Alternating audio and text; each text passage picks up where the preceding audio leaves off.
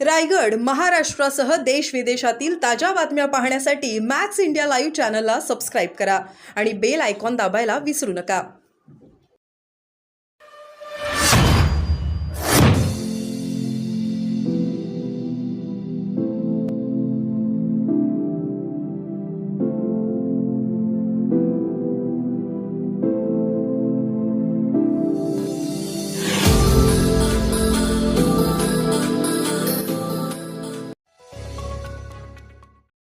रायगड जिल्ह्यात सुभेदार नरवीर तानाजी मालुसरे यांचा 354वा शौर्य दिन व पुण्यतिथी सोहळा। रायगड जिल्ह्यात सुभेदार नरवीर तानाजी मालुसरे यांचा 354वा शौर्य दिन व पुण्यतिथी सोहळा सकाळपासून साजरा करण्यात आला।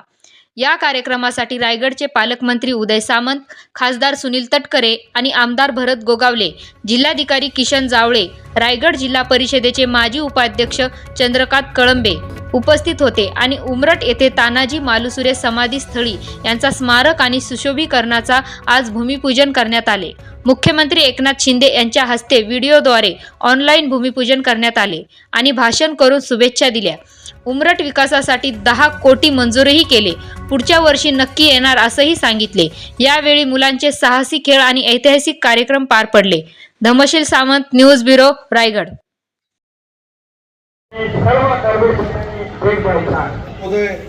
आणि दोन्ही उपमुख्यमंत्री म्हणजे देवेंद्रजी आणि अजितदादांबरोबर एका कार्यक्रमाला पुण्यामध्ये होते।